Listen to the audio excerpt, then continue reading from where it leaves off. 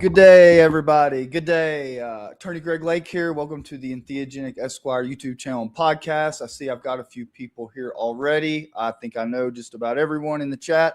How are y'all doing? Hope everybody's having a good Monday today.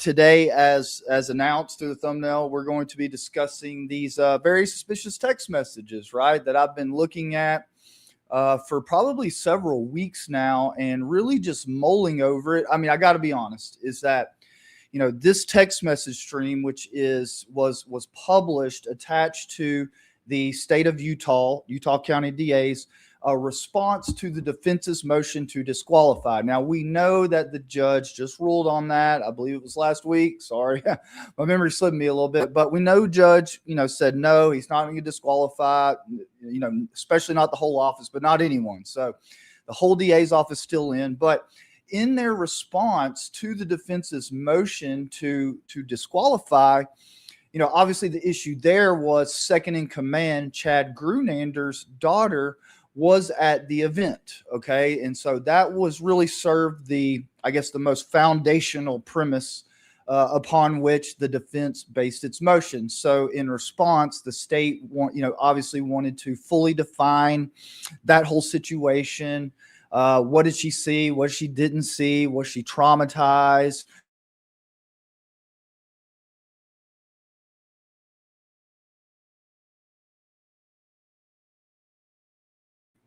Sorry, y'all. I hope it doesn't persist. Anyways, what really caught my eye was the text stream, and we're gonna look at it. We've looked at it several times already on the show, not too far in depth, but anyways, attached to the response were these text messages that are allegedly in Grunander's family text. It was where him and his daughter were texting in a group with allegedly other family members. And so in that text stream, and again, the purpose of this, right, was to demonstrate his daughter's knowledge of the event, what was said amongst themselves at the time, was the reason why these text messages were presented in this motion or in the response. And as we'll see, I started looking and it really because I started to notice the narrative. Okay. So as an attorney, whenever in one of the first issues I covered on this channel called Covering the Cover-Up, right? Whenever they basically paved over the crime scene, what I consider to be the epicenter of the crime scene where Charlie Kirk was sitting at the time this happened. When that occurred, I immediately went into defense attorney mode and started to research due process rights. Okay, Tyler's due process rights, and immediately became very clear to me that the way they treated the rooftop part of the crime scene versus where they paved over, there was very much a disparity there. Okay, and so that's really what got my brain going. And over time, I started to notice that this narrative of a shooter on the roof was very much ingrained. And, this has evolved over time to the point where we saw on Barron's podcast, his cast the other night, we saw Phil Lyman, in my opinion, moving his lips, literally coaching witnesses on this narrative, right? And so it's just been this building suspicion. And, we even went back, right? And what we're going to do today, and I guess the primary, picture that I want to paint for you today is the timeline of the 911 call traffic, what the actual law enforcement on the ground, based upon that traffic, what their knowledge was as time goes on past the event, and compare it to what we see knowledge being, said in this text stream. Okay. Because I think you're going to agree with me is that it doesn't really match up right, meaning that there's an individual in this text stream. We don't know who it is. The only person in the text stream specifically identified is Grunander. It says dad. By implication, you'll see where we can determine, okay, that's his daughter speaking. Oh, someone got shot. I'm at the event. But the other individuals in this text stream are obviously excised, right? We don't know exactly who they are. They have been omitted, redacted from us knowing who they are, but it is these individuals, we don't know exactly, have made some suspicious statements because they're saying, oh, shooter on the roof. And then a few minutes later, we see another text. My uncle said shooter on the roof. Well, and we're going to listen to the 911 traffic today. To me, that's a little early. It's a little early for them to have said that, even if they had a direct line to the police on the ground, or were even listening to the CB radio police traffic, okay? Because it was far from a foregone conclusion, at least for police on the ground at that time, that this was the issue. That this was the issue, that this story, this narrative was that there was a shooter on the roof.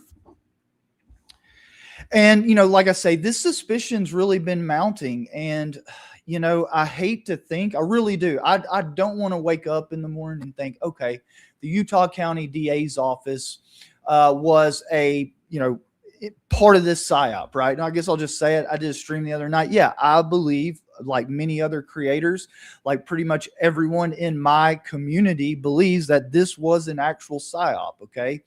And facts keep coming out. We keep seeing videos, snippets, things, tidbits that just keep to reinforce that, okay? And I'm going to tell you too, I went and did some search, Google Trends searching, right? I found some Google Trends searches, and somebody was searching Utah County DA's office close to 7-8 months. I guess you could say, 6, 7, 8 months. We'll see before this incident, right? And obviously, if you're going to be conducting a psyop in a certain jurisdiction, specifically one like this, it would probably be good to get on board the top dog law enforcement agency in that jurisdiction before you work outwards from there in getting all the pieces in place. And by God, there were a lot of pieces to put in place in this operation, in my opinion, allegedly, okay? And so we're going to take a look at that as well.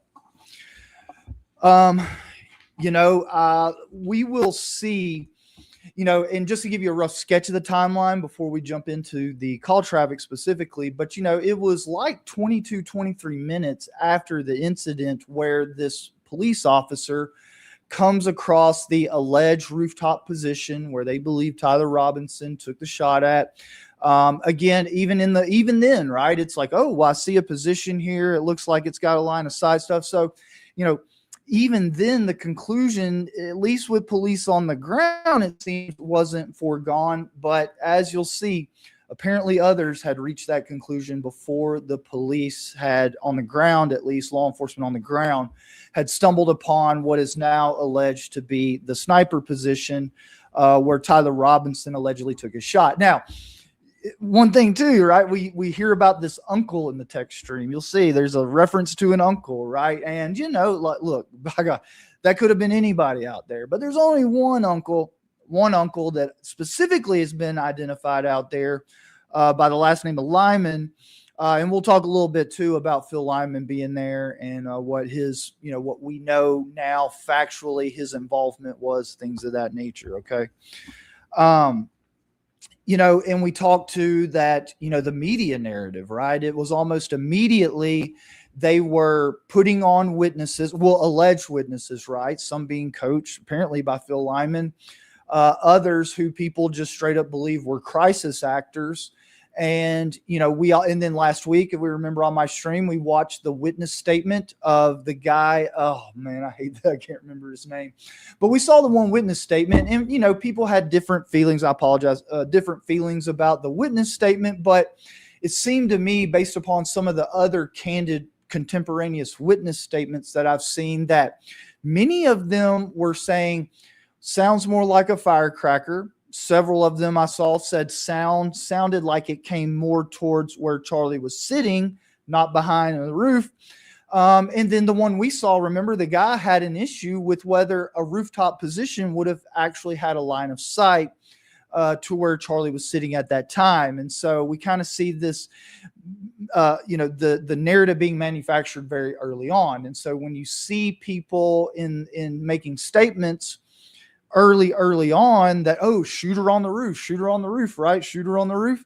It just makes you think, did they have knowledge of that before Charlie Kirk ever stepped foot on the UVU campus that day? I mean, it does me certainly, because, normally investigations don't really hop to foregone conclusions like that, like they did here. And, we've seen pictures of Cash Patel, Dan Bongino, all these people on top of the roof where Tyler was standing. And then we have to watch people taking hats from where Charlie was sitting. We watched Terrell Farnsworth take SD cards and cameras right in front of the chief of police, and through doing my due process analysis, because, in the due process analysis, we have to look, in the paving over of the crime scene and the mishandling of the crime scene, was there an element of bad faith on the part of law enforcement? Okay. And, it just makes you wonder. And then, as we'll see, Grunander in them, so by reference, Chad Grunander, who is the deputy attorney DA there in the office, who I think is number one on this case, admits to going pretty much directly to the crime scene upon learning about it. I think he would have, and we'll look and talk about that timeline. And then there was a command center that the DA set up there, and we're there apparently for a couple days. And so we'll talk about that too when we jump in, because first we're going to look at the pleading. We're going to look at the prosecution's response, give you a good idea about Grunander, the DA. What was he doing that day? We're going to learn a little bit about his daughter being there that day. And then we're going to jump to the text messages, because I want y'all to have a feel for what's being said in these text messages before we jump into the 911 traffic. Okay. So that way, going through it, when we're listening to the 911 traffic, and there's several other things in probably the 15, 16 minutes of 911 traffic we'll listen to, there's stuff like them arresting Zens, some other, I guess, exciting things that happen, events. But ultimately, in the back of your head, I want you to be asking yourself, would you have concluded, based upon the knowledge that's being expressed through this 911 traffic, would you have concluded at the 16 to 18 minute mark that, oh yeah, shooter was on the roof? You see what I mean? And so, yeah, it just raises a whole lot of questions. And so, again, not that I'm drawing any hardcore conclusions from this right now, right? There really is not enough to say. I mean, I don't even really know who this mysterious person is. Apparently, they're very well connected one way or the other. And so, yeah, we're going to take a look, and obviously y'all can draw your own conclusions off this, but, I've been really nipping at it through some of these other streams. And I thought, man, let's just go ahead and have a stream where I just lay it all out there. And so that way it can get into the public discourse. You can be fully knowledgeable on the circumstances surrounding it, at least the knowledge that we have to date, and ultimately draw your own conclusions. It's just something I've really been pondering on. And, I said this again, is that when I saw Phil Lyman on Barron's podcast the other night, that video of him more or less coaching that witness to the news media, that's really what got me suspicious, thinking, okay, there seems to be some kind of, because if we could consider Phil Lyman, he's obviously a big person within Utah politics, I guess you could say an insider sitting there coaching this narrative. Well, how long did they have it in their minds that this was the narrative, and what information would they have had to establish that narrative, right? So again, we're going to try to get as much context today as we can. Let me look real here at my notes. Sure, I'm touching everything. Yes, but let's start out real quick, right? Because I know, my last full stream, not my member stream. By the way, thank you to all my members that showed up to the stream yesterday. I had a great time. We got to watch one of the Brian Inton FBI agent interviews together, talking about the text messages alleged text messages between Lance Twiggs and Tyler Robinson. This goofy, pardon my language, weird FBI agent was commenting on it. I will bring this up in a stream this week, and we'll watch it with the larger group. But we had a pretty good time because, man, it's always funny to me to hear federal agents selling a story. They just cannot help themselves a lot of times, ladies and gentlemen. God bless them. I know a lot of them do good work. Don't get me wrong. But they cannot help themselves sometimes to sell a tall tale in a lot of ways. But anyways, thank you to everybody who was there.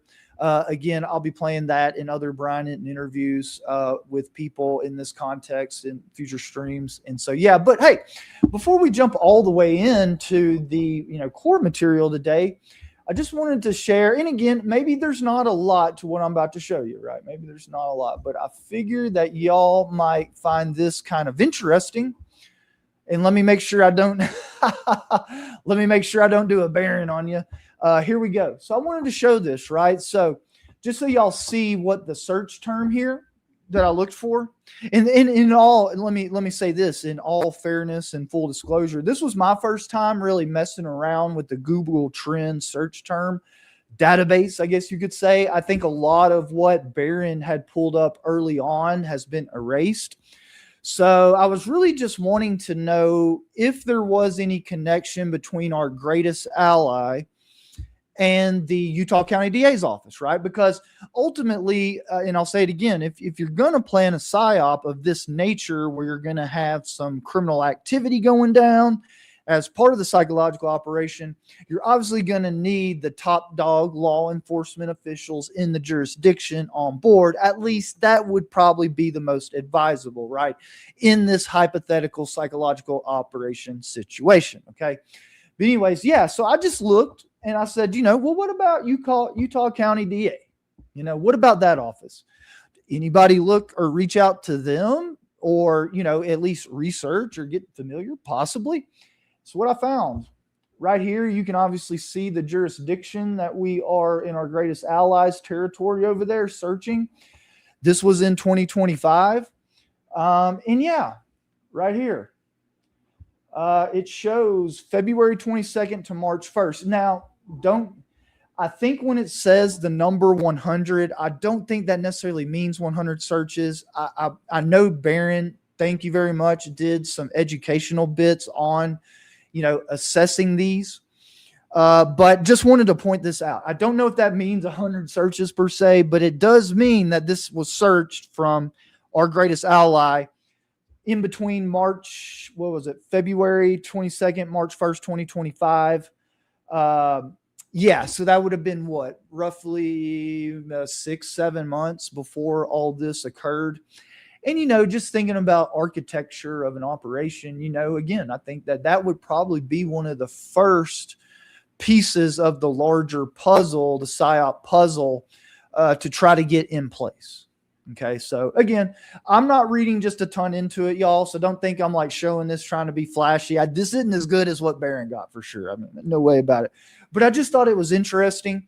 I kind of debated even showing it to y'all, but I figured it would just be worth a looking at, especially based upon the last stream, talking more generally and broadly about the PSYOP going on that we believe is going on in this situation.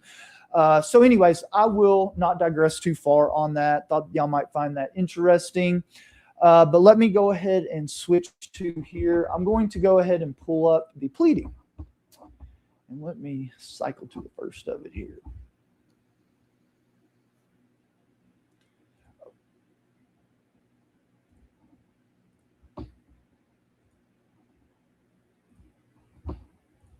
All right, so here we go. I'm pulling up now the actual motion, right? So what we're going to do, there are some paragraphs here that we're going to, because it helps kind of set the stage as well.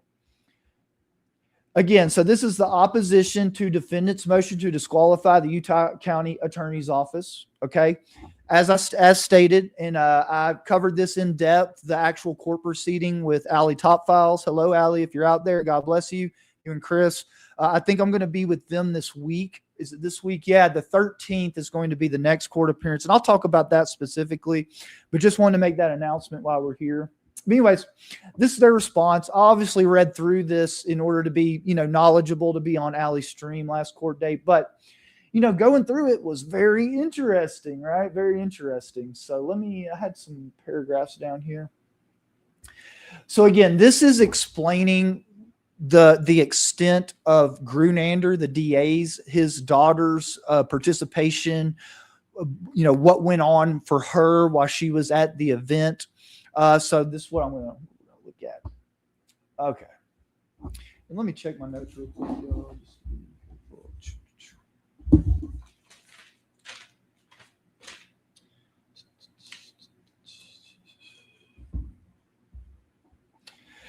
All right, so here it goes. There were, some 3,000 people attended the forum, sitting and staying above in an amphitheater. Among the attendees was Grunander's 18-year-old child, okay, a college student at UVU. She was standing on the far right side of the amphitheater, blah, blah, blah, some 85 feet from where Charlie was seated.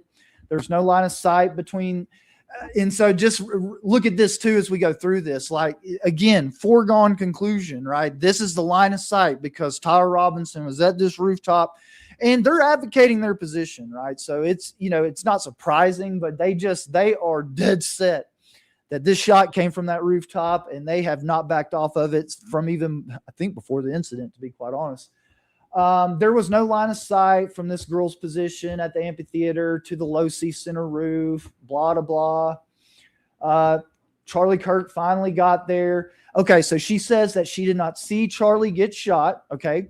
And this is important because she discusses a little bit of her knowledge in this text stream. So just take the context here. Before the shot was fired, she had turned and gazed away from Charlie and was looking around at the audience magically.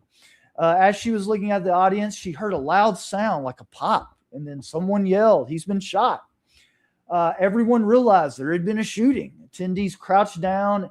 And granted, let me just remind y'all again, I think that there might be some, other contemporaneous candid witness statements that might contradict that they thought immediately that there was a shooting. But anyways, lest I digress.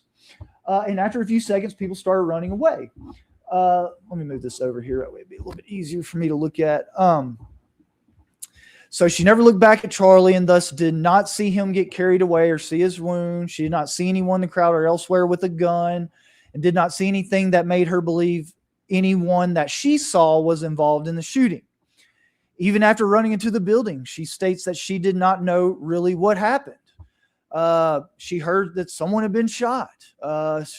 She sent 2 text messages to her family about the shooting on the family's chat group, which we're about to look at, which included her parents, siblings, and their spouses. So again, I'll do some more research because I guess that would give us some indication of who, to be quite honest with you, I don't know off the top of my head how to do that research. If anyone wants to pick this up and take a look at Chad Grunander, his 18-year-old daughter, who her parents, their siblings, and their spouses, that's who's in this text stream, okay? Those two, and we'll read those text messages in a second. Here's one thing to take into account, though. When Charlie Kirk was shot, deputy attorney, which would be Chad Grunander, right, was with the actual county attorney, the DA, Jeff Gray, at a conference in Ogden. Okay, and we're going to look at just a minute to see how far away Ogden is from UVU. But it says deputy attorney first learned of the shooting when he read the text message that Charlie got shot, and he shared that text message with Gray, okay, with the DA. They were both at the conference together. It says that Grunander left the conference 10 to 15 minutes later and drove to the law enforcement command post that had been set up at UVU. Gray did the same about 20 minutes later. What is more, as in other murder cases, other county deputy attorneys will be making their way to the UVU command post, right? And, it's unfortunate. I don't know how quickly these other attorneys would have gotten there, but it just makes me think like, okay, y'all had a command post there, and yet we're seeing, but admittedly though, right, Terrell Farnsworth, a lot of the stuff we see being done, the crime scene, not the cover up, it happened pretty much in the immediate kind of aftermath, right? So, but anyways, it's just kind of, interesting to note. But it says over the next 2.5 days, deputy county attorneys Ryan McBride and David Sturgill spent most of their days and some nights at the command post, assisting with search warrants and providing other legal counsel. Now, that's very interesting to me because I'm thinking, what search warrants? I mean, as far as I'm aware, the only search warrant that they executed that's mentioned in the information would have been at the, Tyler and Lance's residence. But I don't want to digress too far on that. Anyways, that kind of sets the stage. Now, before we move on to the text messages, I just want to show real quick the distance here. I want y'all to get a context for the distance between Ogden, Utah, and UVU. All right, so here, I looked it up. So we're looking at about an hour and 10 minutes away. That looks like right now with clear traffic. So assuming that there was clear traffic that day, so if we put the time of the incident, I think is about 12:23 that day. If Chad Grunander left 15 minutes later, that would have been around 12:38, 12:40. And then we do an hour and 10 minutes. He was there about 1:52 p.m. Okay. So he was quite a distance away. And then obviously it says Jeff Gray, the main, DA, followed him after that. So just wanted to provide that context before we go back into looking at these text messages. Right. All right. Now we're about to cycle down to the meat and potatoes. Here we go. We're going to go down here to the actual text messages.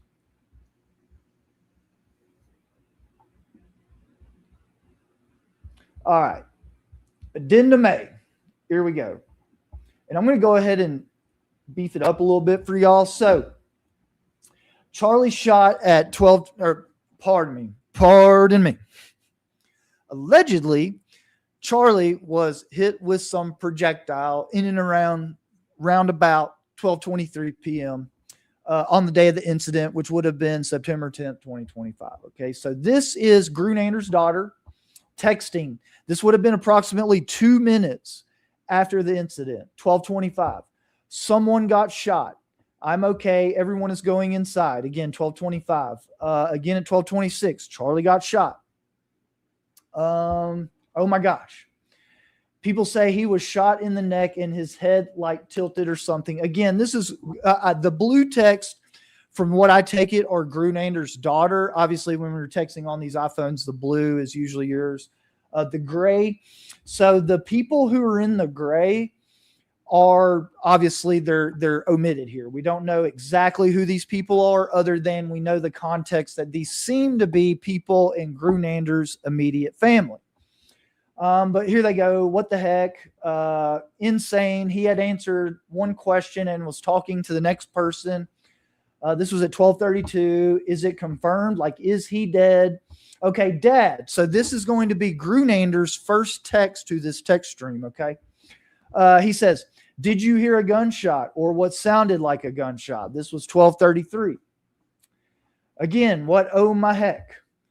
We don't know who that is. This was there. He said they found the shooter and put him in a cop car. So apparently someone else related to or affiliated or associated with some other member in Grunander's family was also there. I don't know who this person is. And I don't know if we go down here.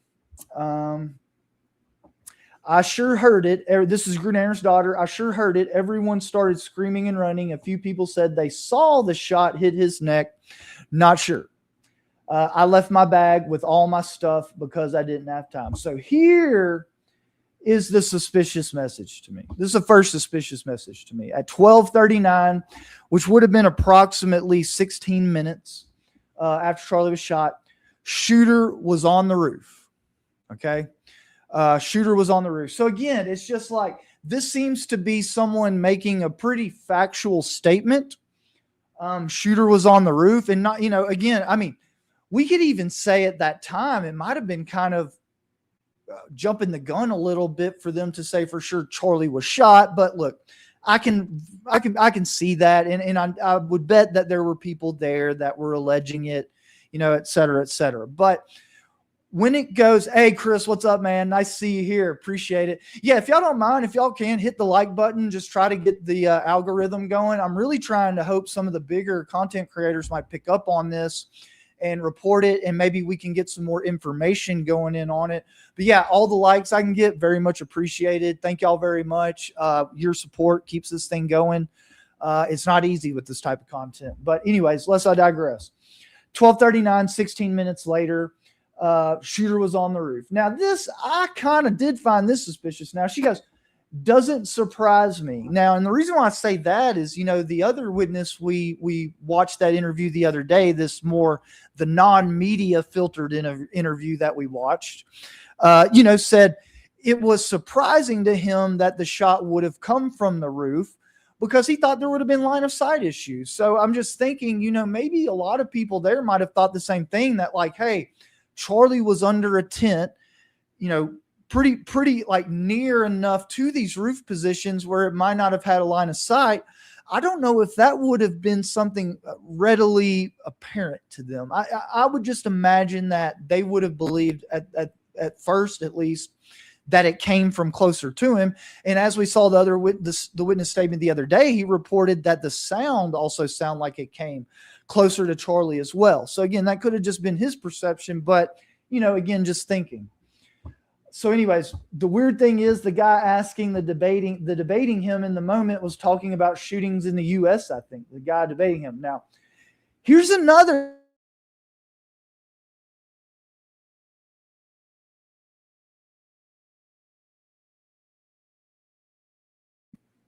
Okay, sorry about that. I am getting live information, but I can't share it right now. So, you think about that and you're saying, well, I don't know why he wouldn't have necessarily been able to share it. You would think that if this was wrong, right? So if Grunander had a different impression than this, or was thinking different, maybe he would have corrected it. And I could be thinking too much into that. But there is another suspicious statement here. 1241. Blank, I don't know, my uncle, maybe Uncle Lyman, just kidding, maybe so, said he was on the roof. So again, I'm thinking that that's meant to say was on the roof, and this was at 1241. So it's just, yeah, I just am wondering who this uncle is that at 1241, that would have been approximately 18 minutes after the incident, was sure enough that the shooter, the alleged shooter, Tyler Robinson, was on the roof. Okay. And so there's not really too much to these other ones, but anyways, I just wanted to give that context there. So we're looking at from the 16 to 18 minute mark, there is someone in Grunander's family's text stream that has enough information, I guess, coming from their uncle. We don't know if the person that's saying my uncle here, this second statement, is the same as the first. We don't know that. Maybe so. I'm assuming maybe so. But again, now we're going to flip on over to the 911 call traffic. Okay. Now that we have this 16 to 18 minutes, this person saying shooter was on the roof, let's go take a look and see what police on the ground were saying at that time. Okay. And see what we can, surmise out of this.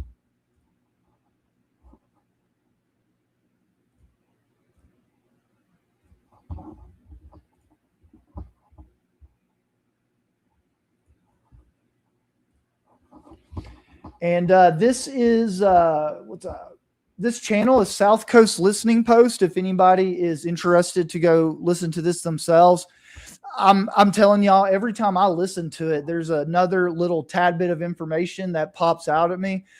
So you might very, very well be interested in going and listening to it yourself. Again, we're going to listen. And I know it's audio, blah, blah, but I think you might find it interesting to really have a feeling for what was being said at that time. And I realize that Barron has played bits and pieces of this.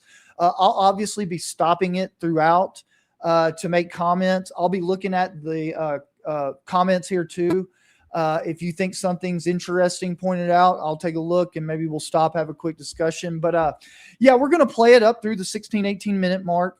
That way we'll have a discussion, and then we'll go and I'll show you at about the 22, 23 minute mark is where we get the officer reporting, hey, here's a rooftop position. And we're going to listen to that too, because it's going to be relevant for my live stream coming tomorrow, talking about some of the evidence that was presented through the media that didn't make it through to the information and what that might mean in terms of the overall case. So anyways, giving you a little preview of what's coming tomorrow. So anyways, let's go and start listening. And hey, out of full disclosure, I've still need to get my YouTube subscription. So there might be a few small ads through this. I'll cycle right through them. I'm going to sit down and do that tonight. I meant to this morning, but I've been dealing with some stuff. So anyways, all right. Anyway, so we're starting it off from the first. Here we go. When Charlie gets shot. Allegedly, it's shot. Apologize. They've even convinced me. Damn near. I've been reading of this stuff, listening to these people for way too long.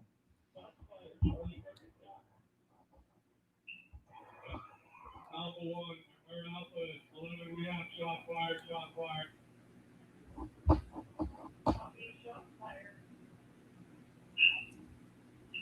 Where you from? Alpha 1.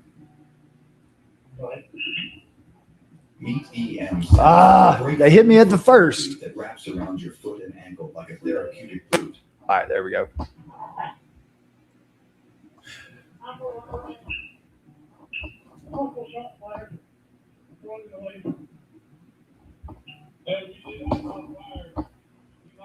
And before we get too far into it, y'all, let me just explain the timestamps that you're seeing on the screen here.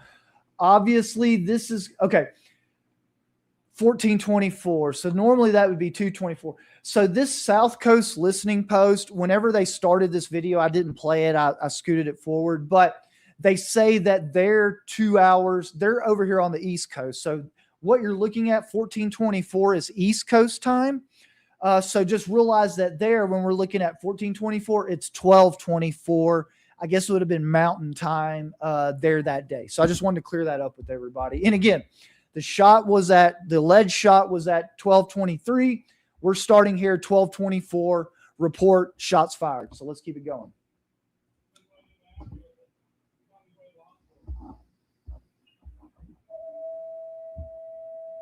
Engine 31 and medic ambulance 35 respond to a known incident type.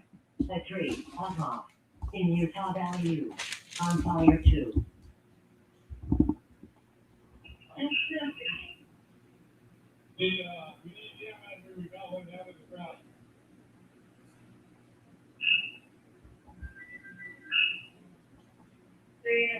Clear, not an SUV and an active.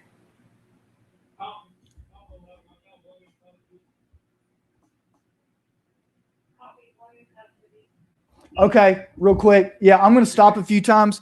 So right there. So this would have been at 1225. She says, copy, got one in custody. I think that sorry about it. So I think that that's obviously George Zinn, right? I think that that's the George Zinn. And keep that in your mind, ladies and gentlemen, as we go through this, because you're going to notice that because of the arrest of George Zinn, there's going to be some confusion through the 911 dispatch on whether there's actually a suspect in custody. I guess they're implying like whether they should keep looking, et cetera, et cetera. So just keep that in mind, because that also plays into the knowledge, right? Like whether there was some conclusion that this came from the roof would have obviously been, whether someone had already been arrested for the shooting, blah, blah, blah, would have factored into their, conclusions at that time.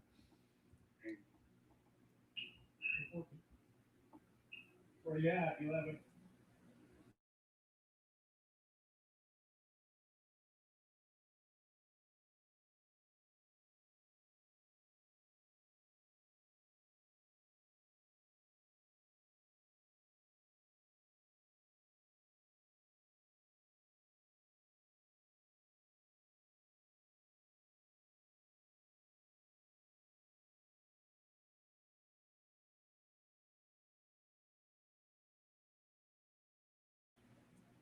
Okay, sorry about that, y'all. My Starlink is acting up a little bit today, but I did stop the thing. So, anyways.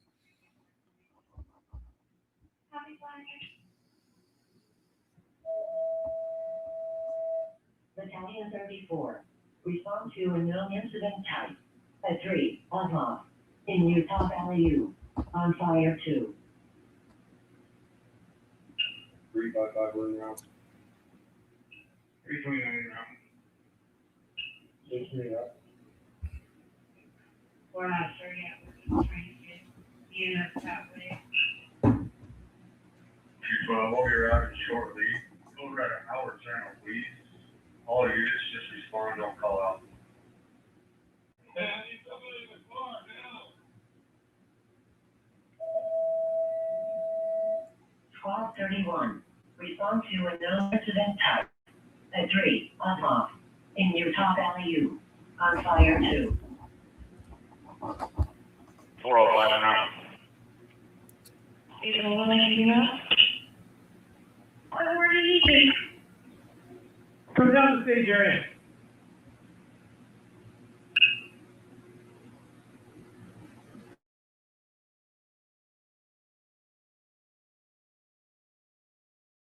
Down on Wolverine Way. Passenger door is open. Someone's trying to hang out of it. All right, so that right there is the obviously that's the call we believe is the officer that's spotting Charlie hanging out of the black SUV that they took him to the hospital with. Now, one thing, listen for this too. And I thought back about this today is like, now if an officer sees someone hanging out of a vehicle, don't you think they'd go and try to stop them? Or it's unclear to me whether this officer knew at that time, whether that was like Charlie Kirk in the thing or what, but just seems kind of odd that it doesn't seem they do anything other than just comment about that in the 911 traffic. So anyways, I just wanted to point that out. We'll keep going. 405 main route killer from center 500 west. Till you no further. Alpha 1. 212 continuing northbound from 400 south. Again, black SUV. Just advising, we're receiving your reports of shots fired at UVU. Metro Battalion 34. Do we know if anybody was injured or if they would like us to stage? It looks like they've got the shooter in custody right now. We've got several 911s calling, but we can't get any. I assume this is possibly another victim. They've got one hanging out of the car. Any patient condition. Right, Alpha 2. 132 crew reviews notes they have one in custody. We're still gathering information. We need to the SUV, the 104, right now. Copy. Do you have a lot for us to enter on? Stand by. Copy. Charlie 34 from 835 White. Hey, Newell, do you want me to follow you or go to the school? 2530, I'll head that way as well. So you'll keep me updated. I don't have a cache. Sounds like maybe another individual. Minutes. Pull over. I copy 2530. In a vehicle 50 south 1200 west in Orem, we have one hanging out of the car. We're not sure if they're a patient or if they're just trying to get out of the area. Hey, Newell, we'll meet you at center 1200. 130 is the quad building, just their main entrance. The 312 unit is responding to Orem. Switch over to Orem main. Alpha 11.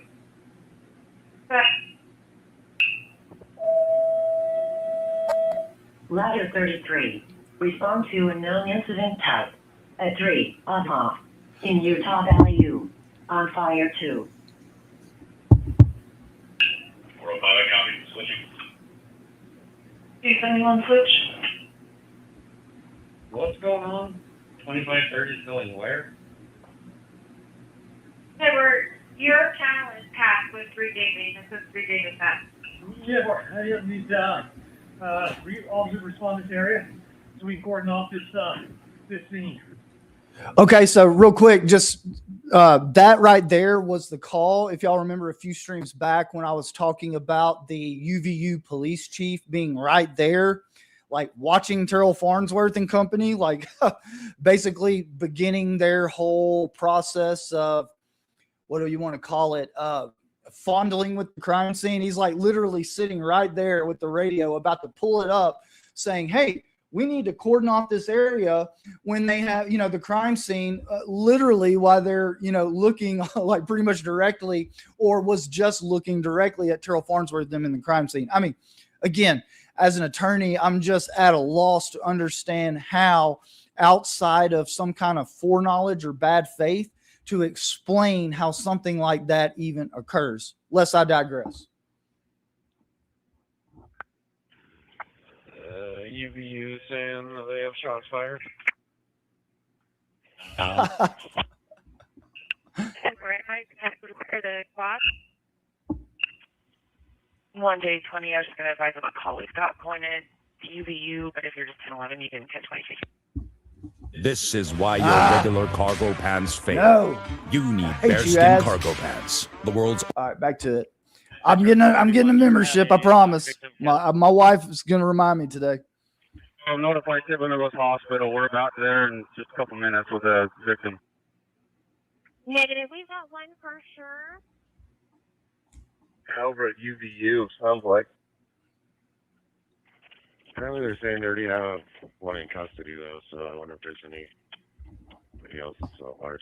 Okay, so right there, and I know it's kind of low, but they're like trying to figure out what they need to do, and one of the officers like chimes in. He's like, yeah, well, we already have one in custody. And so again, just understanding that them having one in custody is affecting whether they're going to keep looking, whether they're going to try to go direct traffic, like what do we need to do?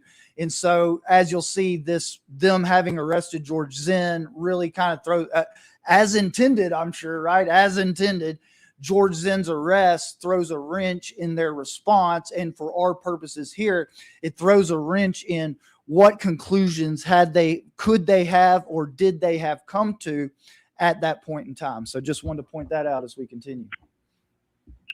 I'm going to need one other with me at Tiverton Hospital, please.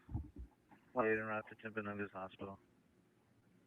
Copy. We're trying to get further details on a location. It looks like 3J was possibly 1080 on a vehicle northbound, 580 South Wolverine Way, the black SUV. They advise there was possibly another victim, one hanging out of the vehicle. Metro from line 33. Yes, please. We're trying to get a good channel for responding units as well. Go ahead. We just got signaled by PD to follow them. Were they following a victim to the hospital? Yeah, that was unintelligible. Copy. Switching to 3J. L13. Affirm, we've got officers en route to the hospital to be with the victim.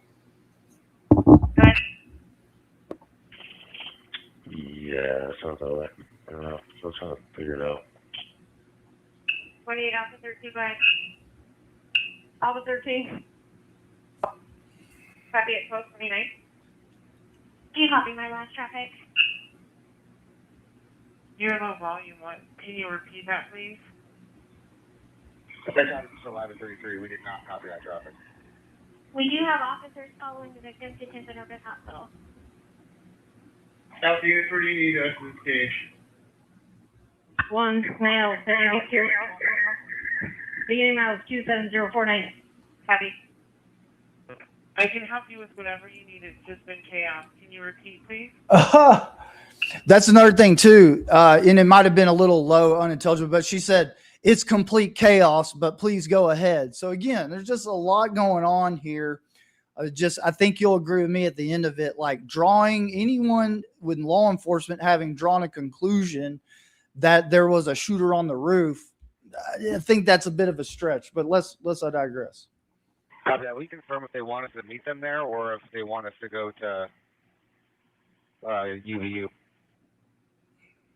1983 West, 500 North. Yeah. 330. Where do they need us? 1983 West, 500 North. 28 Alpha 1. Medicine is 53. 1J130.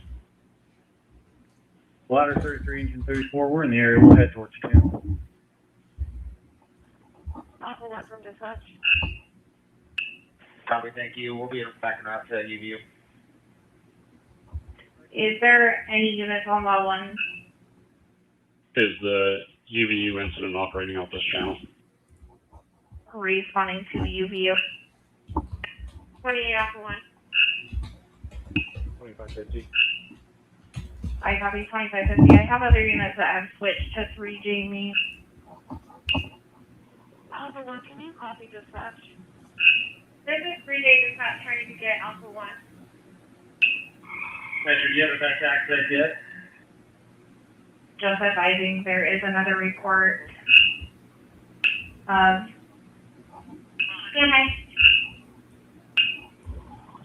Edward, this is UDU dispatch. He's not answering me. Stand by. Also, let's check. Got on Shopford near the library at UVU. They're trying to lock the library down now. Still gathering. I can imagine they help you now as well. So there they talk about the library. They don't know if there were shots there. 2526. UVU dispatch. We're going to be taking over the air. If you can stop responding. 137.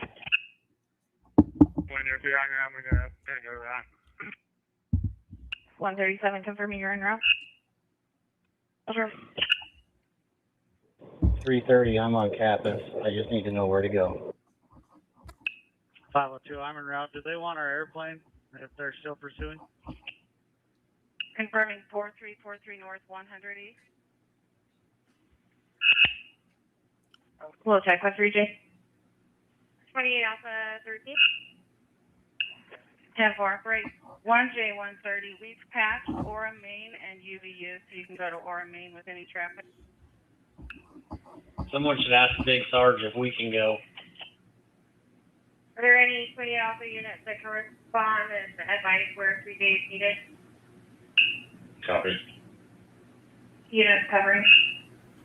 133, go ahead with your traffic. 155, we're en route. Alpha 2, if 3J can respond into the courtyard, the north side of the Fugal Gateway. Ladder 33, we took Campus Drive on the north side of campus. We take the opposite. Kyle, you can go if you want. Copy, respond to the courtyard north side of the Fugal Gateway. 1J 130, go ahead.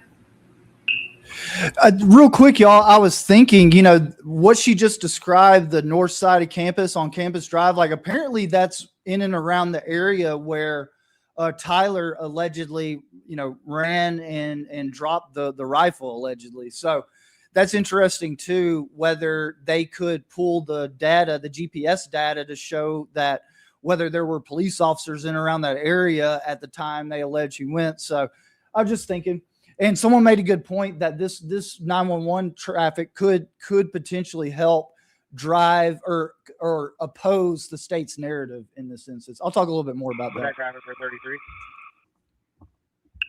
Dude, someone just ran into the biker, ran into the back of someone's car and is injured now too. 1014 for all units responding to UVU. The entrance is operating off of Zone 1 or PD1. 215, I'm arrived at the corridor. I have Overwatch on the bridge. Hey, for Ladder 33, Engine 31, we took Campus Drive on the north side of campus. We'll try to straight for fast responding, and then maybe you take the other side. 326. Yeah, 2 medic units with me on the south side of Fugal Gateway. Where do we need to go? You can show me on duty and K9G top the airport. Contact, you want to see the south side then? 130, I have traffic covering. Can you repeat the channel they're operating off of? This $10 pen fixed what $1,000 worth of creams couldn't. Oh, yeah. Because this yellow... There we go. Copy. Copy, take 12 south down to the roundabout. Affirm, it's in Zone 1, and it's Forum PD1 is the channel the incident's operating off of. Ladder 33 copies. 155 Central. If you could switch to 3J main channel, it's going to be Zone 1 or PD1. Coordinate with units. They need to go to the north side. Yeah, there's a bunch of marked vehicles, ambulances, and everything parked out front. Metro Squad 31, right? 1day 130. Copy. Metro from Squad 31. Also, you need another ambulance to the roundabout just in front of UVU in the main admin building. Looks like there was an accident involving a motorcycle. We need another ambo there. Up the north door is also, I'll meet you there. Should any of us go or no? Wednesday, 1:30. Yeah, I'm gonna be out at Timberlake Hospital. Adam, Kyle, and Jill Strap are going. 1J130. I have deputies in route. Where do you need assistance at? Okay, that's lovely too. 10-4, taking condition on that. Take a response to the courtyard north side of the Bugle Gateway. Unknown. 10-4. Bunch of Utah County Sheriff's vehicles coming up as well. 1:30. If they can go to Vault 1, there'll be a gate. We'll get that gate open. You guys can come back and bind the pond. You guys gonna go up that? No, I don't think we have enough people in the city. Copy. Special Bay 21, third available. Copy. 350 en route to UVU. West side where the ponds are, ballpark, it's just gonna be east of the ballpark. There's gonna be a road called Vault 1. There'll be a gate there. We'll see if we can get that up for you.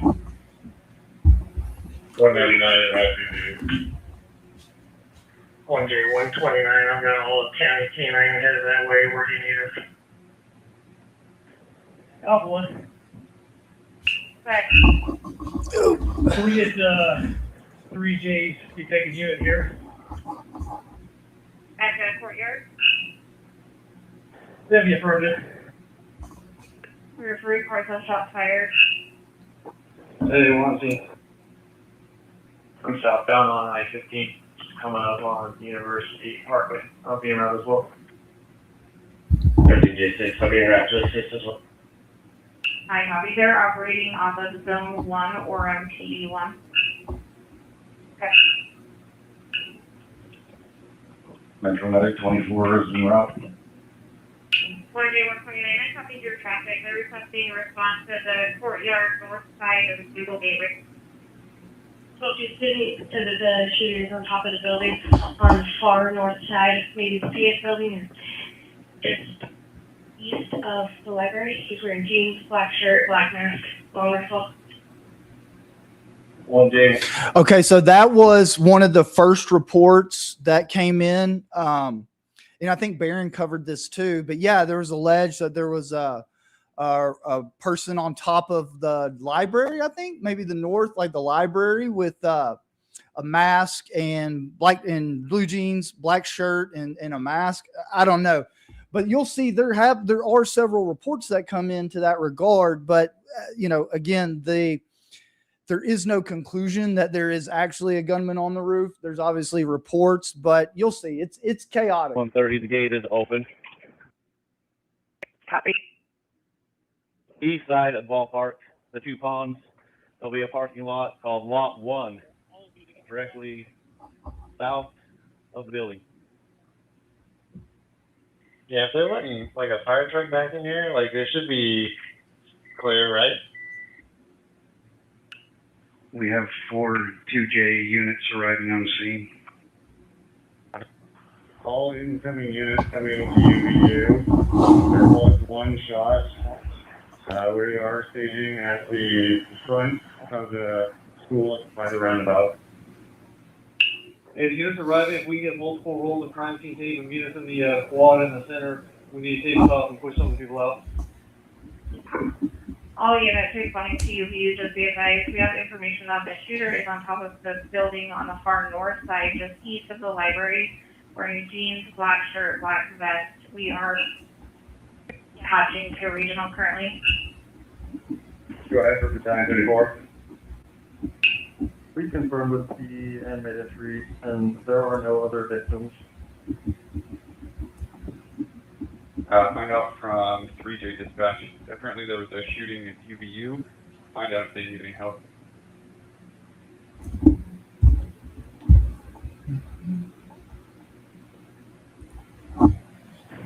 Copy. Break. All incoming units, you guys can cancel. We just have the 1 victim. Alpha 14, just hit 14. I've got some witnesses sitting on the north side of the east pond, possible witnesses. 199, I don't have 3J main. Sounds like they have patched with UVU's channel on 3J main. If we want to be on this channel, all three-way information. That's confirmed they're asking for assistance and the create comment. Yep, send anyone they need. Do you need units inside or the station out here? Oh, checking your version for response to UVU for shooting. 42. 47 copy, I'll show you. 457. 457. Central Miami 253 arrived in Marysville Hospital. 196, we're at UVU. Metagaming 253. I'm still calling to get more information on advice. Yeah, well, I'm just taking the exit now. You'll take me as soon as you can. Copy, I'll show you now. Ask them if they need the helicopters, what solid. J13, where is this happening at UVU? Ask them if they need the helicopter. I copy. And just that's all units. We are now patched with the SD call. Just had 14 units for the shooting this and we patched the SD call. Last unit, they're operating off of Zone 1 or PD1. The last known location I have is that the shooter was on top of the north building just east of the library wearing jeans, black shirt, and a vest. You need my crew to head that way? We can head that way. You can clear me from my call and show me en route to UVU. If you want to respond, I'll show you. 2540 attached to that call. I'll switch to the orange. Great. All units responding to UVU. They are patched. If you don't have the 3J channel, you can use NT call. Again, switch to NT call.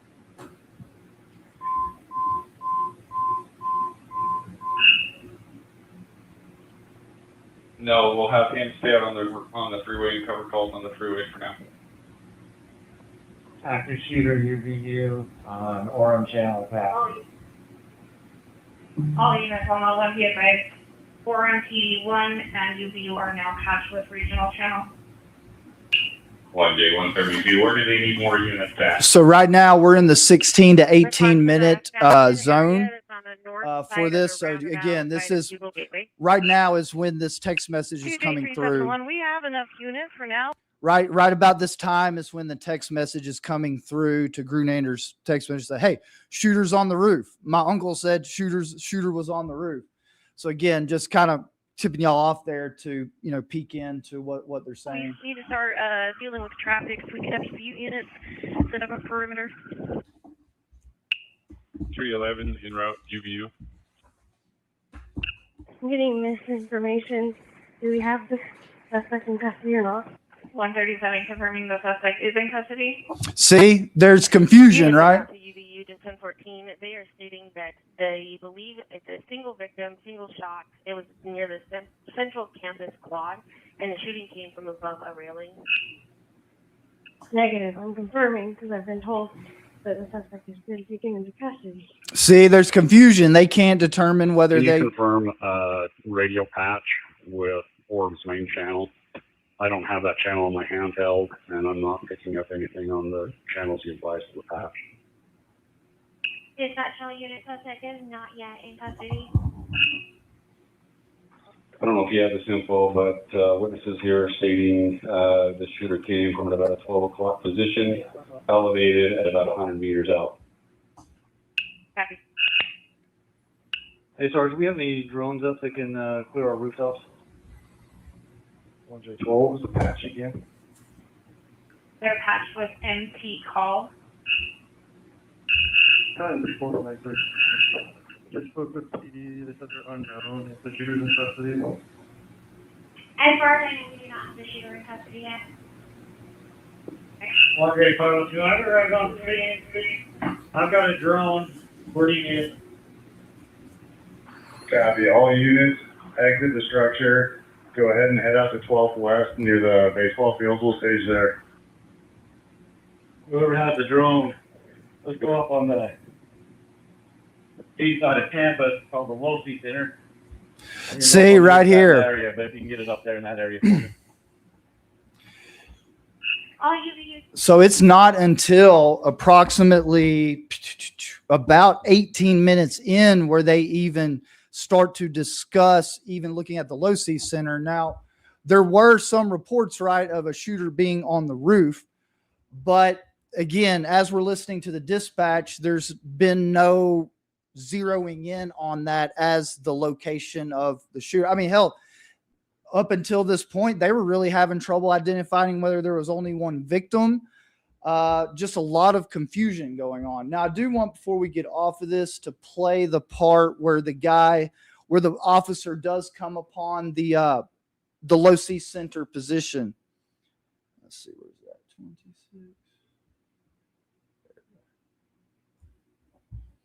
And so we're looking at 1444. So that would have been roughly 23 minutes. Is there any intelligence you can give just coming out of this a meeting and at UVU now? Is there anybody that we should be looking for? Is there a channel we should go to? Copy, I'm on 8 South. I'll shut it down from over here. Are they looking for suspects? Do they have anybody in custody? We don't know. Make a stop. Yeah, the super We have cop. the MC call channel, the Orem main channel, and the UVU channel together. That's where they're working off of. 14, break. There's conflicting info. Earlier reports said one in custody. Hear him? Conflicting info. Earlier reports said one in custody. Exactly. I'll keep going. Latest report says there's one on top of the building. On top of the Losi building, I do have kind of a imprint, which would be a great angle. Just in 14, I'm up on top of the Losi. Okay.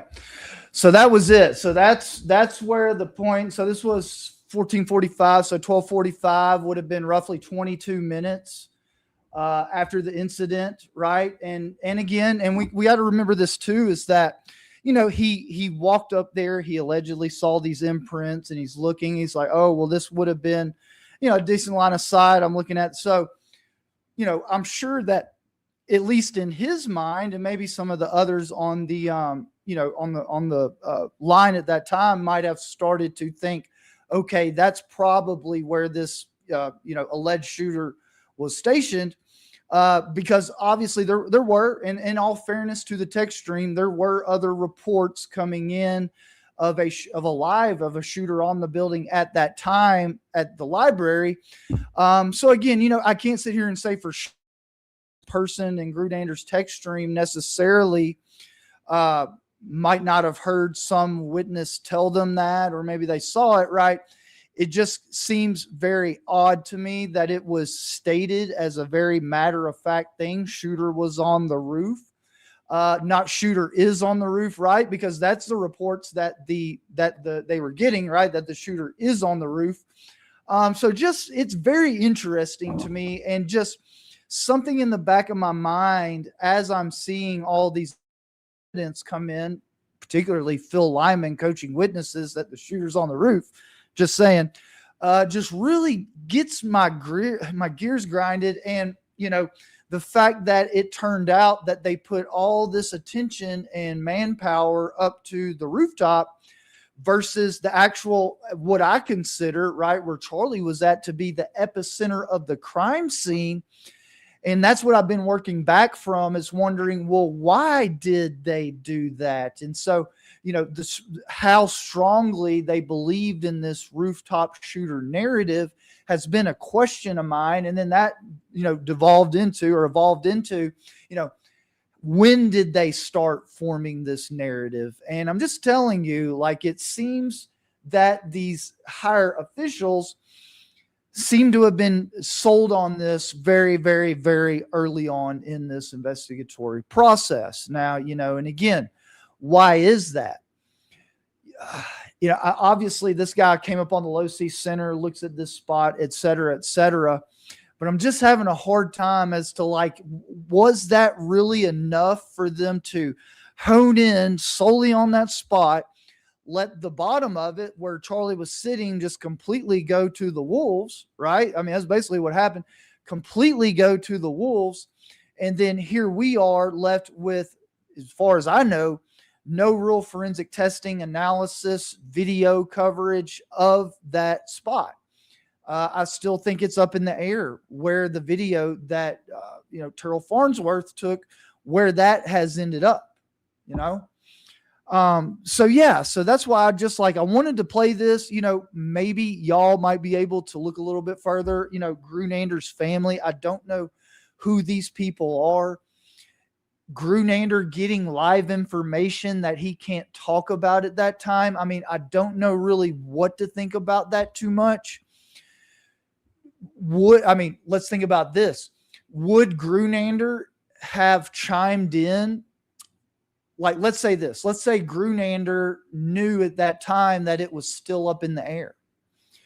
Would he at least have chimed into that text stream and said, oh, no, they don't know that. They don't know whether the shooter was on the roof or not. Or if they didn't have information shooter was on the roof, would he have said, oh, thanks for that tidbit, I'll report it now? Just a lot of questions around this for me, because it just doesn't seem like the normal kind of investigatory process in a sense. And it's hard for me to really put my finger on saying that. Now, what I can say for sure, in which we have covered in length, right, is the fact that what occurred and what happened to the crime scene down there is definitely part of a normal investigatory.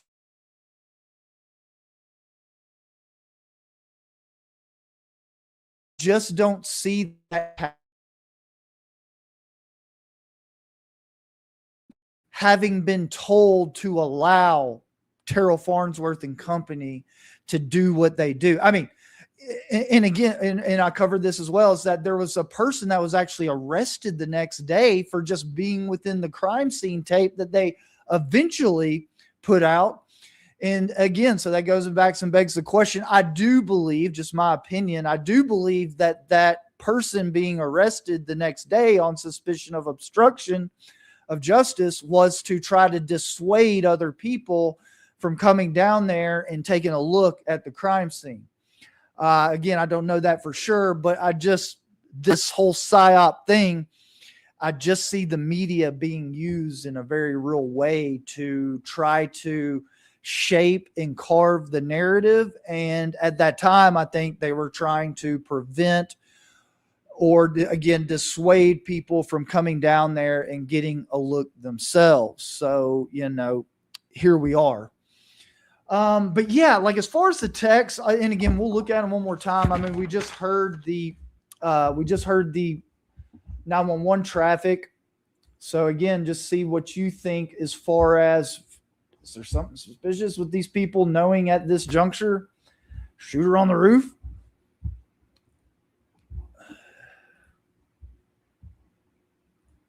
So yeah.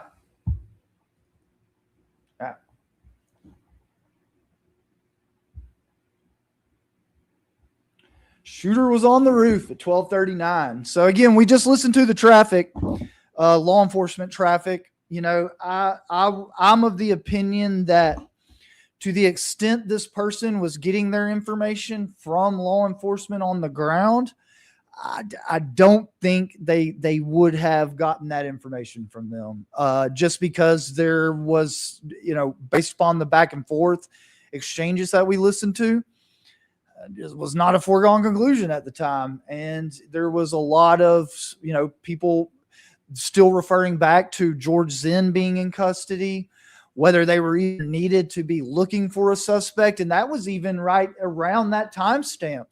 There was confusion about whether George.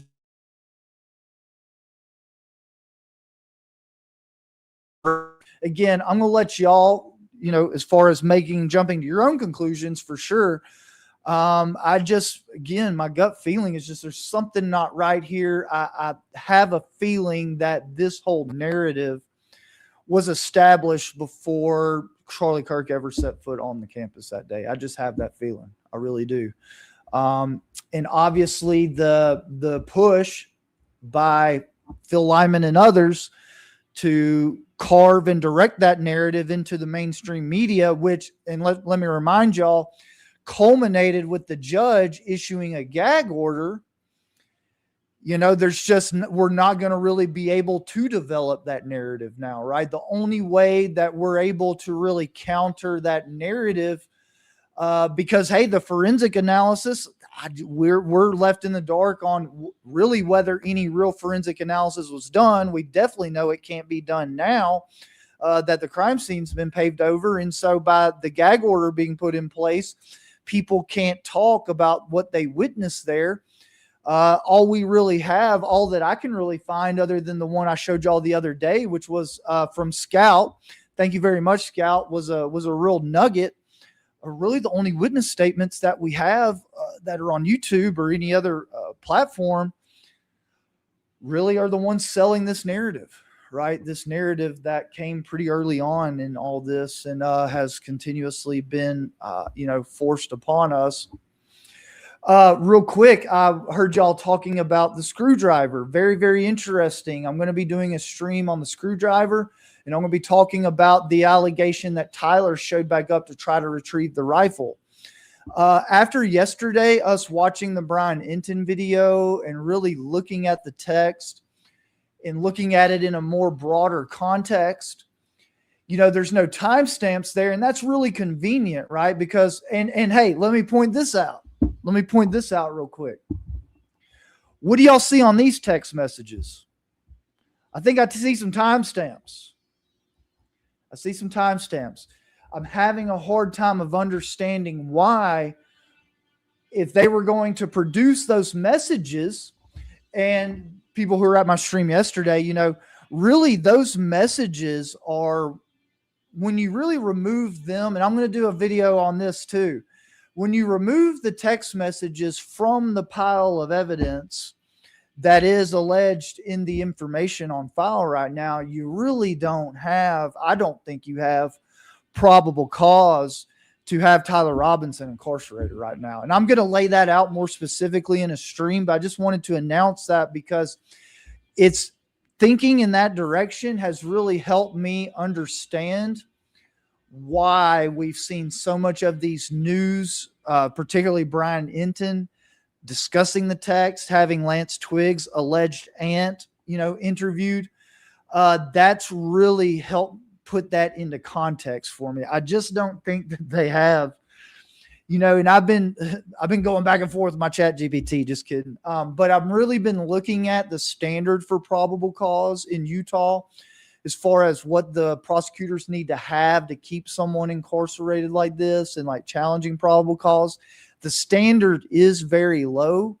But I'm just telling y'all, I want to say if we peel back some of these layers of evidence that they've really not demonstrated much and pointing out the inconsistencies, I don't know. Now, unfortunately, I will say that in this justice system of ours, it's obviously very heavily tilted against the defendant. Even as, man, I'm trying to think of the good word. I mean, even considering as not straight up and down and has so many holes in the evidence right now, I still think that the judge would not grant a motion to dismiss or a challenge to the probable cause. Now, we do have the preliminary hearing coming up in May. Judge Graff did say at the last court hearing that he wants to keep that date. God, I hope they do.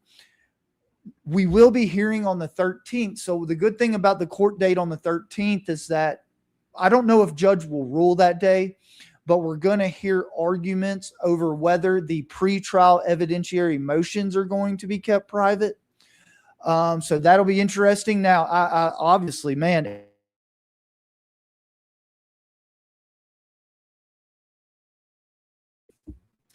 they put those motions private and they also keep the media private, I'm going to tell y'all 100%, in my opinion, this for sure was all a whole setup the entire time. I'm still gauging on whether Tyler Robinson's attorneys what level of involvement, if any, that they might have. Now, yesterday after the live stream, I did go, and I'm going to start digging into the process of them appointing Tyler Robinson's attorneys. I'm very interested in the Novak attorney. I'm because that's the one who people have alleged is related to Terrell Farnsworth.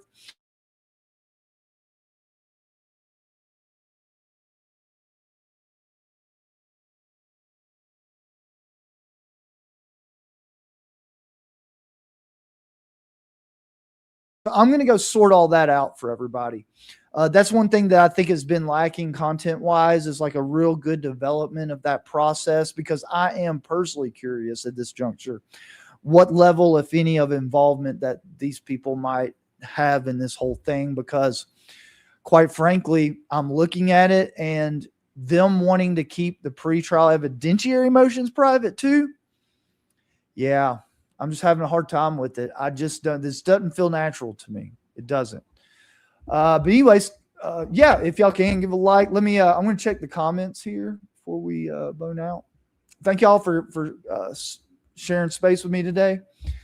I've been just nudging at those text messages, and I said, look, let's just do a full on stream and cover the whole context around them. And so that way y'all can kind of make up your own mind about them. I've gone back and forth on whether to put a whole bunch of, into it or not. But yeah, maybe, and hearing from y'all will probably help me.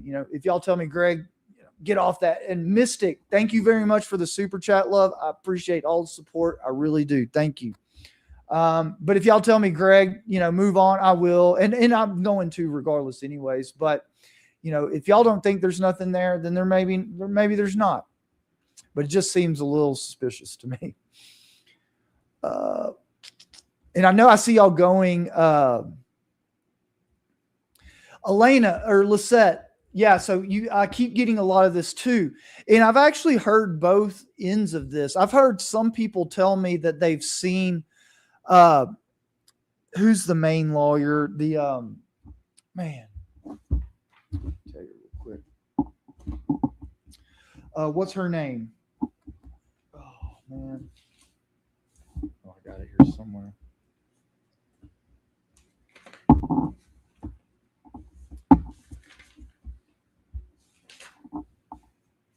I'm going to have to look it up real quick. Hold on.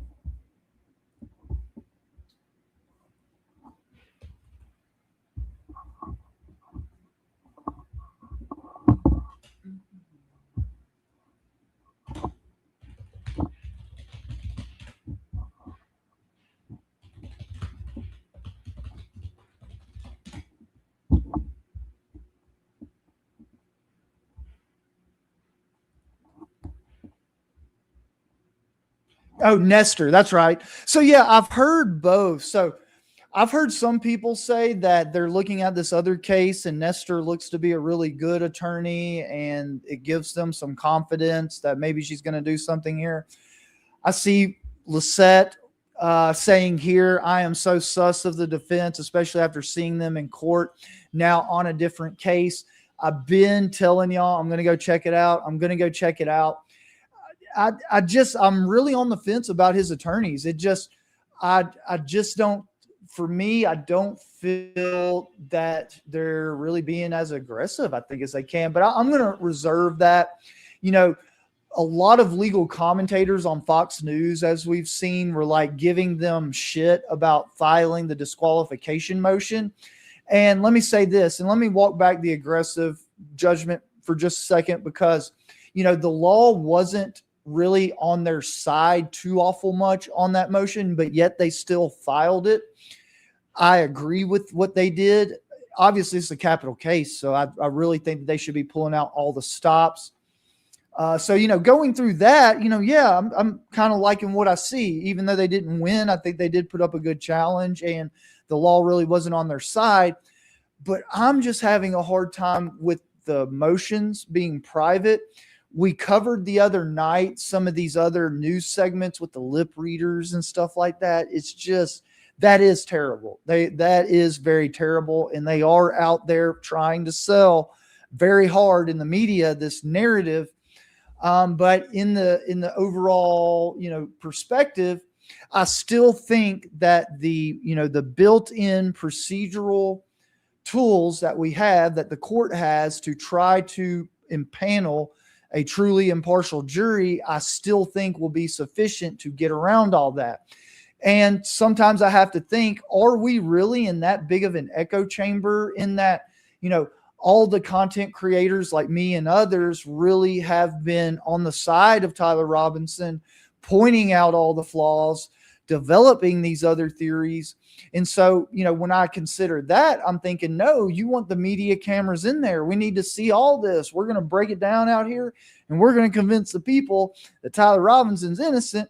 But in the mainstream media, on the flip side of that, man, they've been really crucifying Tyler Robinson. The Brian Enton interview we watched yesterday, there's been two different instances where an FBI agent,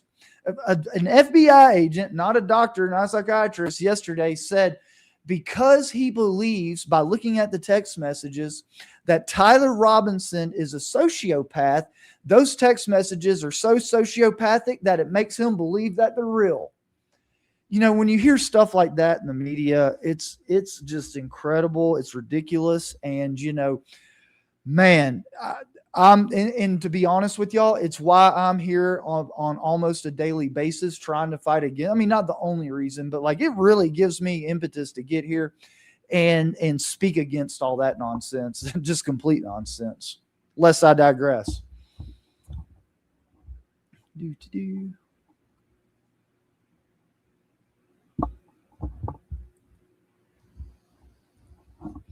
This is a comment.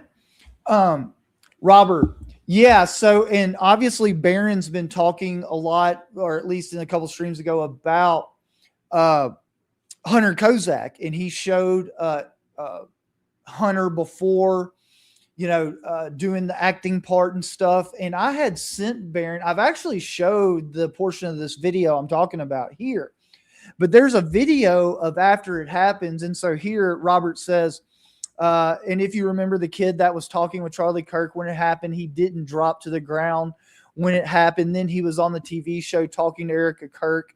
That ain't that odd, ain't it, friends? Yeah, so not only does he not immediately jump to the ground, he does his little acting bit, but after he drops to the ground, because he eventually does, this video I saw was from like the other side of like the barricade that was up, but it was peeking through. And apparently Hunter had a friend with him right there. And it's like the friend is like peeking through the barricade at the person filming. And it looks like he's looking at the roof, right? Like almost like he knew that there was going to be someone on the roof or something like that. And anyways, then he turns around to Hunter, and Hunter's on the ground just all balled up like this. And he like touches Hunter. And then Hunter like looks back at him, and he gives him a thumbs up. And then Hunter does another thumbs up. And so, some people interpret that different ways. I'll just let you know how I'm interpreting it based on everything I've seen. Yeah, I think that they were definitely in on the side. Just my opinion, right? I've been, like I said, in an active shooter situation and been in that kind of stressful environment. Man, you're not really doing thumbs up like that to one another. It's just my opinion based upon my experience and what I know. Otherwise, I think, and if we, put that in the context of the, video before it, looking like he's practicing for his acting gig. Yeah, I do think that that's highly suspicious. I think that they were probably in on it.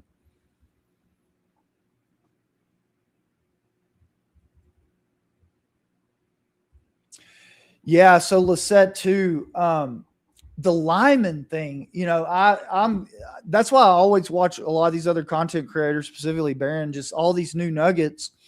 Phil Lyman there coaching that witness, and I've done a little bit of a deep dive on Phil Lyman.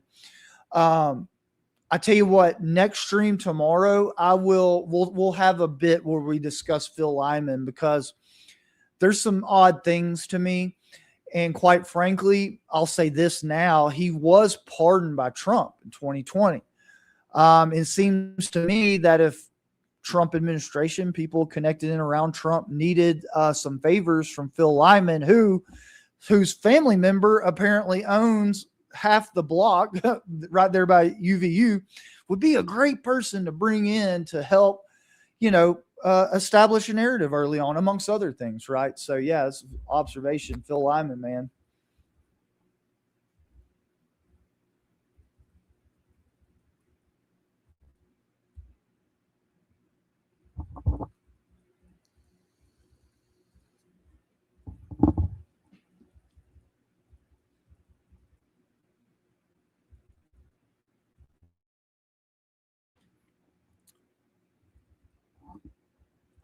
So I'll talk about this real quick. Trying to go back up here. Hold on. This comment here, Charlie is heard on video saying if Biden won the election, he would be going to prison. He knew as his company was involved with fraud. He may or may not have been a part of it, but he knew of it. No, that's very true. It was Operation Arctic Frost investigation, and there was a much perspective of that investigation, but part of it was Charlie Kirk and them. If it was the fraud, but I think it was the election law violations and the nonprofit law violations were really and as far as there being fraud, I guess it just depends on what your definition of fraud was. But I think a lot of the financial stuff that like Danks and them others have been pointing out really has to do with interested transactions. Now, which means they were doing business transactions. And again, we don't have enough information I don't, and I don't think any of us creators do have enough evidence to really call a spade as to whether those for sure were nonprofit law violations, interested transactions. Now they look super suspicious. Well, I'll just put that out there. And there's been some pretty detailed allegations and some pretty good evidence produced in that direction over the years. And just so we're clear, this started very early on. I mean, this started when it was Charlie and the guy that he established it with, interested transactions, or at least the appearance of interested transactions, were occurring pretty early on with the TPUSA thing. Now, I do feel confident early on, Charlie probably wasn't as acutely aware of it as I'm pretty sure he probably was later on, right? Whenever he got with Erica and all these other characters got involved. But yeah, it's very interesting. And he did have that interview, right, where he was crying because Trump won, because he feared that he was going to go to prison if Biden was to get elected. So yeah, that's very interesting. But yeah, I just wanted to point that out and just kind of clear it up a little bit. Let's see.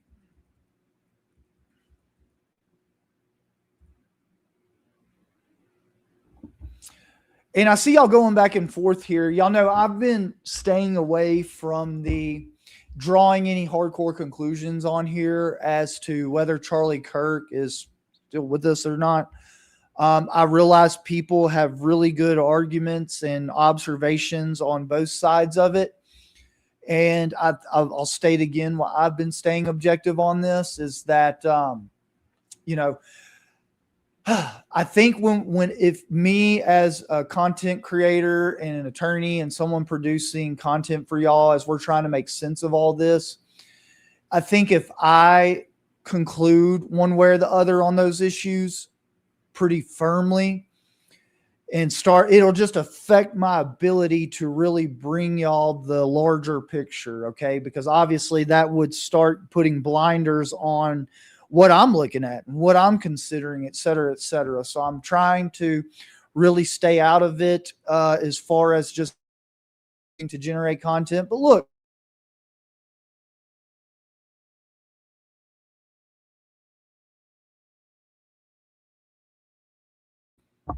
of an alternate theory, or whether he's still with us, or I guess that's also kind of an alternate theory. But I'll for sure let y'all know. I'm not going to completely put it out of the question of me being sold, but I'm doing my best to stay fair and stay objective here. I'm really going to be digging into, because obviously if we're going to have this preliminary hearing in May, judge sounded serious, like he wants to keep it. Well, here we are running up on mid-March. I'm really going to be digging into the court case, like the information on file.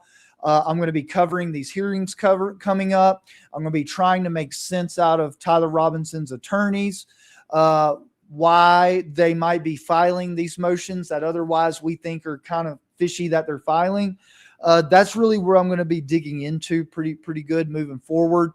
So thank y'all. If y'all like that, give me a like. That would be very helpful if that's what y'all want to see. But yeah, let's see.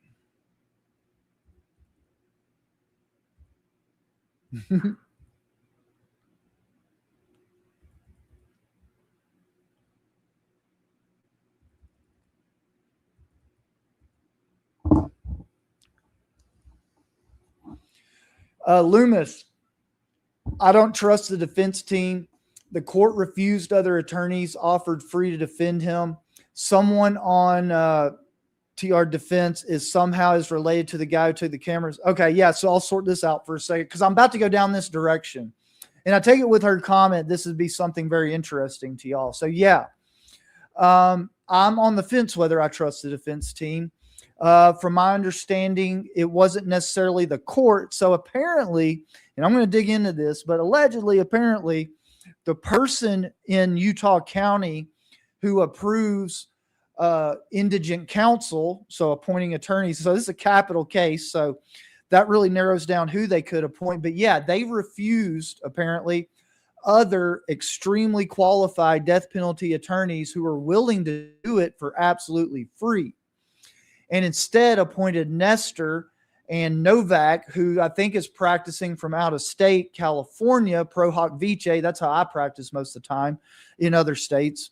And that is kind of odd, right? That's kind of odd why they really zeroed in on that. And I assume that they're paying Nestor and them. So they pushed aside other potentially highly qualified, competent, free pro bono attorneys to pay Nestor and Novak, with Novak potentially being related to Terrell Farnsworth. I'm going to go try to dig up a little bit on that and bring it back to y'all. So just wanted to throw that out there.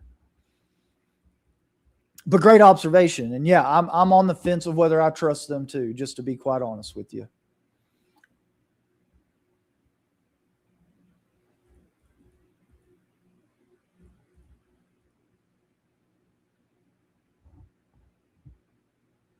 I want to point this out. Yeah, let me point this out real quick. Who is that? Is that Robert?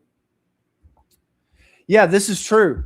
It's usually the spouse who is the first suspect. It absolutely is. But in this case, and I guess maybe you could say the context in which this happened, Erica wasn't there, things like that. But spouses pay and hire people to unalive another spouse every day of the week, probably, right? Well, we know it happens pretty often, at least. And so, just because Erica wasn't there doesn't mean Erica wasn't involved.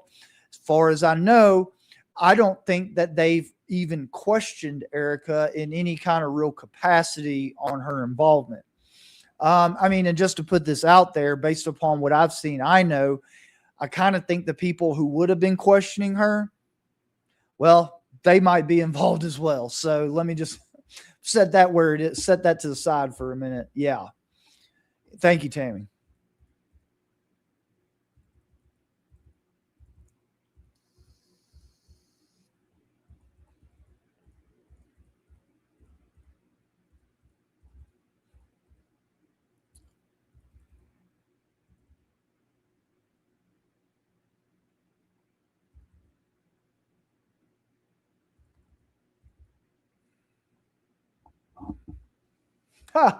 Yeah, here's another point too. Basic niche. We obviously listened to the cop. He says super cop who just knew to go up top the Losi Center. Now, in all fairness to that, I'll just say in fairness to that, there were reports in and around that there was a shooter on the building in and around. I think there was one report that they were either on or near the Losi Center on top. Now, contrapoint to that is in the information. It alleges that the cop was already at some elevated position.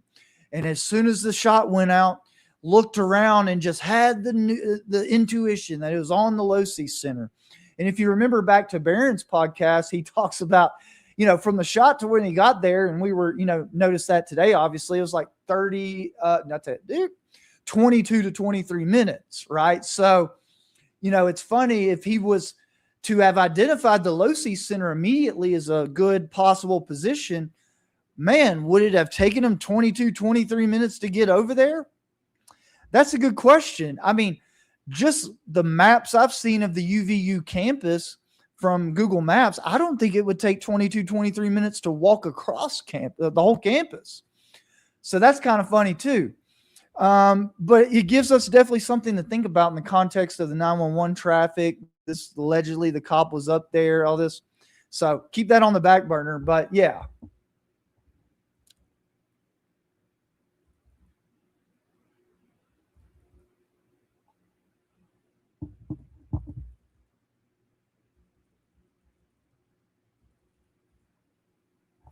Yeah, so here we go. Here's another thing. Didn't see the screwdriver, but saw some knee prints, or just didn't mention the random hand tool lying around. Again, I'm going to cover this tomorrow in the stream. Yeah, this very mysterious, this screwdriver, very mysterious. Okay. Very mysterious. So yeah, thanks for pointing that out. And we listened today, right, to the guy walking up on the roof. I guess tomorrow I'll just play that one real little snippet. Tonight I'll go and listen to a little bit further to see if it's mentioned in the few minutes, afterwards. But yeah, no, we're going in that direction. I've about had it with, and it was really Kash Patel, I think, was the main offender, calling in to Fox News and these other media outlets, alleging evidence that has otherwise, I'll just say this, disappeared. But hey, stay tuned for tomorrow. I'm going to go into it. Because really, from an evidentiary standpoint, I'll just say this right now, the screwdriver's disappeared. Screwdriver's disappeared. That's, from my understanding, not a thing anymore. But hey, look, I'll report on it tomorrow.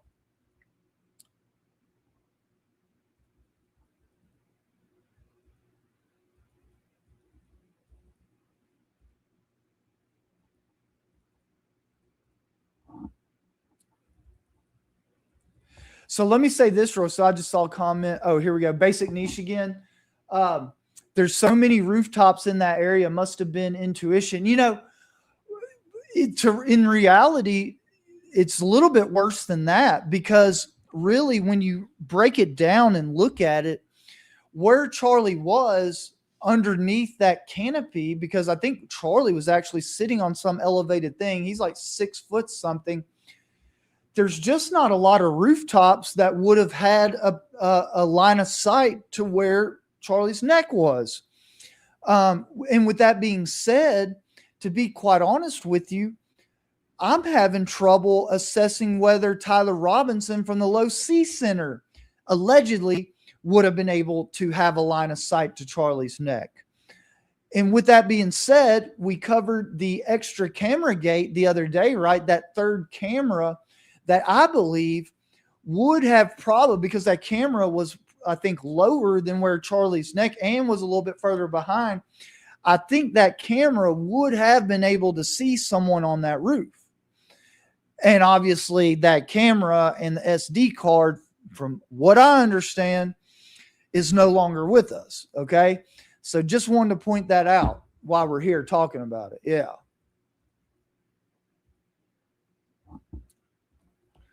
Debbie, hoping to see the report on the K9 units. Yeah, well, I don't know if they ever made a report. Now, obviously, we know from the 911, from the call center traffic, that they were called out there.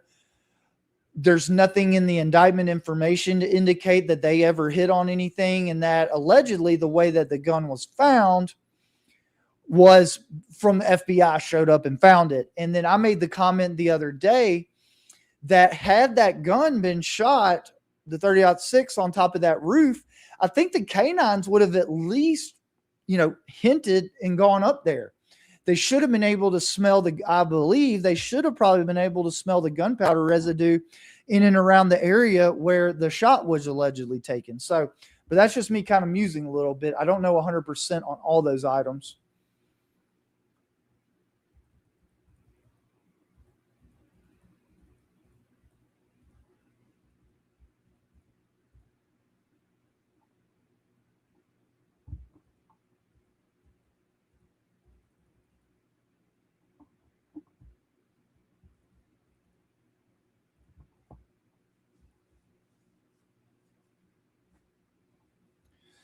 Here goes Lisette. Debbie, I'm so scared the defense won't use anything we are talking about.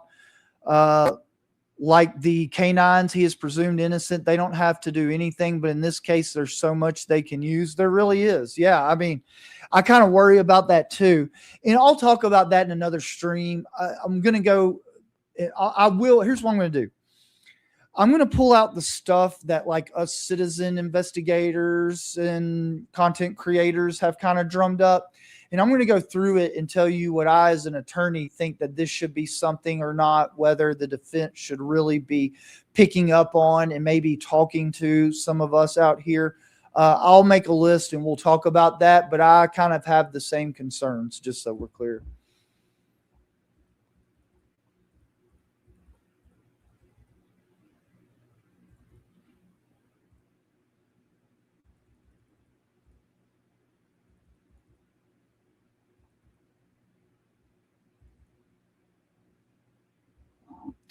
Oh, here it is. Okay, thank you. That's what it is. Michael Burt, who, yes, is also one of his. Okay, so I've been saying Novak the entire time. It's Michael Burt is the defense lawyer that is alleged to be related to Terrell Farnsworth. So let me do some digging on that, and I will report back to y'all for sure. But thank you, Scout, for pointing that out. Let me know, Scout, if you found anything further that further substantiates that. And I'll look myself and see what we can find.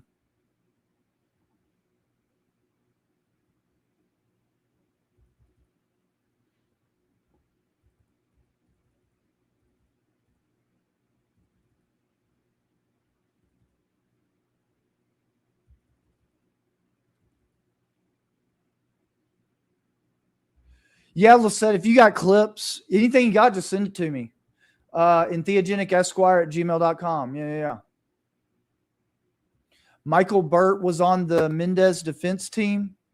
I'll take a look at that. Yeah, I'm gonna report on the attorneys. I keep seeing that coming up and up. So let me do some digging, and I will let y'all know.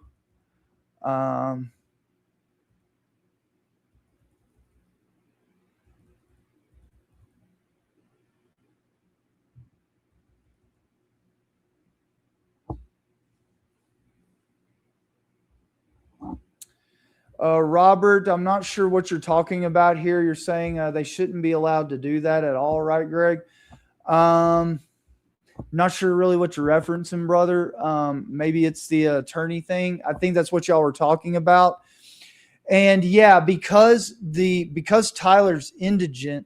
Now, one thing I'll say, my understanding, I'm going to go dig up on this, is that Tyler was never alerted that these other attorneys were wanting to represent him pro bono, because obviously he has the ultimate say on it. I think there's some shady stuff going on with it. So let me really dig into it and report back, but I will do a full breakdown of it either tomorrow or Wednesday. So be expecting that. And if you're here and you haven't subscribed, please subscribe. I'm doing this content. I do lives almost every day. This week, I'm going to be covering the screwdriver and some other elements of evidence that have disappeared, attorneys, and a couple other exciting things I'm kind of gotten working up. But yeah.